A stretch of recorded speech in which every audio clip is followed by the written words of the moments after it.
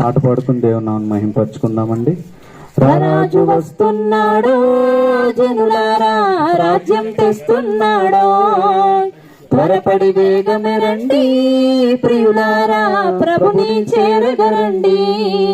రాజు వస్తున్నాడు, జనులారా రాజ్యం తెస్తున్నాడు, త్వరపడి వేగమే రండి ప్రియులారా ప్రభుని చేరగరండి. వస్తానన్న యేసురాజు రాకమానునా, తెస్తానన్న బహుమానం తేకమానునా. వస్తానన్న యేసురాజు రాకమానునా, తెస్తానన్న బహుమానం తేకమానునా.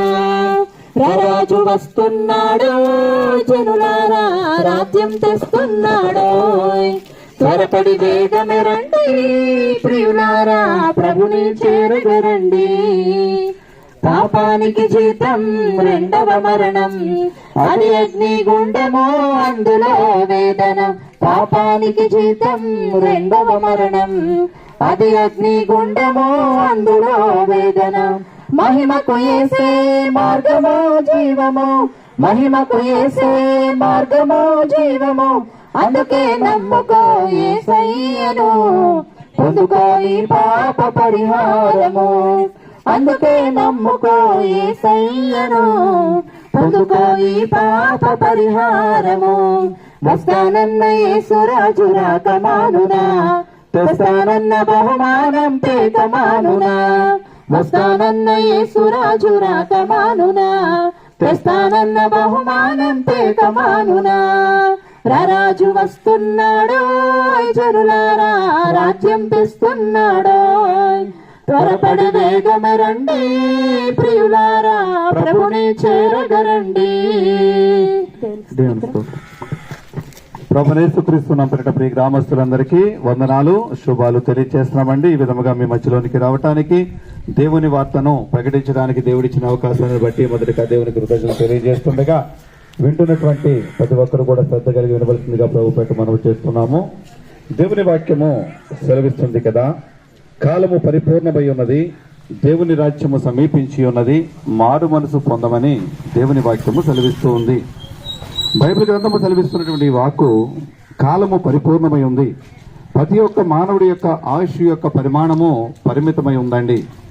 ఎప్పుడు మనిషి యొక్క ఆయుష్ గతించిపోతుందో తెలియనటువంటి పరిస్థితులలో ప్రతి ఒక్కరూ కూడా బతుకుతూ ఉన్నాం. ఇంటి నుంచి వెళ్ళినటువంటి వ్యక్తి తిరిగి మళ్ళీ గృహానికి చేరతాడో లేదో తెలియనటువంటి భయంకరమైనటువంటి పరిస్థితులలో ఈనాడు మానవుడి యొక్క జీవితము కొనసాగిస్తూ ఉన్నాడు. అయితే అటువంటి మానవుడిని బట్టి కాలము పరిపూర్ణమై ఉంది. ఆ కాలము ఏ కాలము అంటే దేవుని రాజ్యం వచ్చేటువంటి కాలము పరిపూర్ణమై ఉంది. ఏ క్షణమైనా ఆయన రాకడ రావచ్చు, లేదా మనిషి యొక్క ప్రాణము కూడా పోవచ్చు. ఆ ప్రాణము పోయే లోపల లేదా దేవుని యొక్క రాకడ వచ్చేటువంటి లోపల ఏం మార్చుకోమంటున్నాడంటే మనసును మార్చుకోమంటున్నాడు. మారు మనసు పొందండి, పాత యొక్క స్వభావములను విడిచి కొత్త స్వభావములోనికి రండి. నీలో ఉన్నటువంటి అపవిత్రత, నీలో ఉన్నటువంటి చెడు, నీలో ఉన్నటువంటి కక్ష, నీలో ఉన్నటువంటి క్రోధము, నీలో ఉన్నటువంటి అసూయ, నీలో ఉన్నటువంటి ప్రతికూలతలు అన్నీ కూడా విడిచిపెట్టి నువ్వు మారు మనసు పొందాలి అని చెప్పి దేవుని వాక్యము మాట్లాడుతూ ఉంది. అయితే ఈనాడు లోకములో ఉన్నటువంటి నరుడందరూ కూడా పాపమును ఏ విధముగా పోగొట్టుకోవాలి, నేను పుణ్యలోకానికి వెళ్ళాలి అని చెప్పి పుణ్యకార్యాలని, తీర్థయాత్రలని, దాన ధర్మాలని అనేక ప్రాంతాలకు తిరుగుతూ ఉన్నారు. వాక్యము సెలవిస్తుంది కదా, మీరు చేస్తున్నటువంటి దాన ధర్మాలు, పుణ్యకార్యాలు మురికి గుడ్డతో సమానమని దేవుని వాక్యము మాట్లాడుతూ ఉందండి.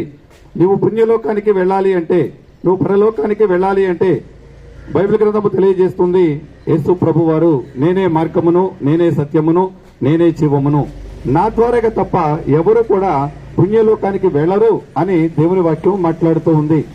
అంటే ఒక మనిషి చనిపోయిన తర్వాత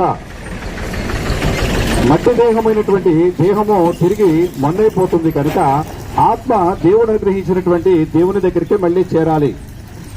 ఏ ఒక్క ఆత్మ నశించిపోవడం ఇష్టము లేక ప్రతి ఒక్క ఆత్మ కూడా తన దగ్గర నుంచి పంపించబడినటువంటి ఆత్మ తిరిగి దేవుని చెంతకే చేరాలని దేవుడు ఉద్దేశించి నరరూపముగా ఈ లోపంలోకి వచ్చి సంపూర్ణమైనటువంటి మానవుడుగా, సంపూర్ణమైనటువంటి దేవుడుగా, రక్త మాంసములు కలిగినటువంటి వ్యక్తిగా నరుడు ఏ దేహముతో అయితే పాపములు చేస్తున్నాడో ఆ దేహమునకు శిక్ష అనుభవించులాగున, ఆ దేహమును చీల్చబడులాగున, ఆ దేహము ద్వారాగా రక్తము చిందించబడులాగున మనుషుల యొక్క పాప పరిహారార్థముగా ఆయన మరణించి ఉన్నాడండి. ఆయన మరణము ద్వారాగానే ఒక పరిశుద్ధుడు రక్తము చిందిస్తే తప్ప మోక్షానికి వెళ్ళమని వేదాలు ఘోషిస్తూ ఉన్నాయి. ఆ పరిశుద్ధుడు ఎవరైనా ఉన్నారు అంటే గనక ప్రభుని యేసుక్రీస్తు మాత్రమే. ఈ సృష్టి ప్రారంభించినది మొదలుకొని ఇంతవరకు కూడా ఒక మనిషి జనులందరికీ కొరకు ప్రాణం పెట్టిన వారు ఎవరైనా ఉన్నారు అంటే కనుక ప్రభుని యేసుక్రీస్తు ఒక్కరేనండి. ఆయన మాత్రమే రక్తం కార్చినటువంటి దేవుడు, ఆయన ఒక్కడు మాత్రమే ప్రాణం పెట్టినటువంటి దేవుడు. ప్రాణం పెట్టినటువంటి దేవుడు నేను 3వ దినమున లేస్తానని మాట ఇచ్చాడు. ఆయన మాటిచ్చిన ప్రకారమే 3వ దినమున లేచాడు. 3వ దినమున లేచినటువంటి దేవుడు ఆయన ప్రజలందరినీ కొరకు ఆయన ఆరోహణమై వెళుతూ ఆయన రాజ్యాన్ని మళ్ళీ మనందరికీ ఇవ్వడానికి, నేనుండు ప్రదేశములు మీరు ఉండులాగున మిమ్మల్ని అందరినీ తీసుకువెళ్ళటానికి తిరిగి రారాజుగా రాబోతున్నటువంటి ప్రభు అంటున్నాడు కదా, కాలము పరిపూర్ణమై ఉన్నది. నీ మనసు మార్చుకోమనంటున్నాడండి. నీ మతం మార్చుకోమనట్లేదు, నీ కులం మార్చుకోమనట్లేదు, నీ వర్గాన్ని మార్చుకోమనట్లేదండి. నీ మనసు మార్చుకో. నీ రూపాంతరం అనుభవం నీకు కావాలి. ఎలాగా అంటే గనక నీలో ఉన్నటువంటి పాత జీవితం అంతా విడిచిపెట్టి కొత్త జీవితాన్ని ప్రారంభించు. నిన్ను వలె నీ పొరుగు వారిని ప్రేమించమని వాక్య భాగము సెలవిస్తుంది. మన ఇంటిలో వారు ప్రేమించలేని స్థితిలో ఉంటున్నారండి. స్నేహితుడు మధ్యలో అనుమానాలు, గొడవలు ఉంటున్నాయి. కానీ నమ్మకం అనేది ఎక్కడ ఉంది అని ఆలోచించినట్లయితే ఈ లోకములు ఎక్కడ చూసినా నమ్మకాలు కరువైపోయినాయి. అటువంటి వ్యక్తులతో అంటున్నాడు కదా, నీ పొరుగు వారిని ప్రేమించు. నిన్ను వలె నీ పొరుగు వారిని ప్రేమించు. నువ్వు క్షమింపబడాలి అంటే కనుక నీ పొరుగు వారిని కూడా నువ్వు క్షమించాలి. నువ్వు క్షమించాలి అంటే కనుక నీ పొరుగు వారిని నువ్వు ప్రేమించేటువంటి మనసాక్షి కలిగి ఉండాలి అని వాక్య భాగము సెలవిస్తుంది.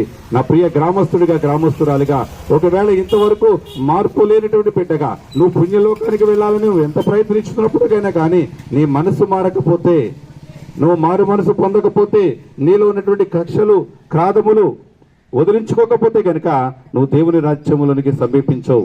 ఇప్పుడైనా మార్పు చెందు, మారు మనసు పొందు, దేవుడు అనుగ్రహించేటువంటి ఆయన రాజ్యంలోనికి ప్రవేశించు. అటువంటి కృప పరిశుద్ధాత్మ దేవుడి గ్రామ ప్రజలందరికీ దయచేయునుగాక. ఆమేన్. ప్రార్థన చేసుకుందాం. మహాపరిశుద్ధుడైన తండ్రి, నీకే వందనాలు.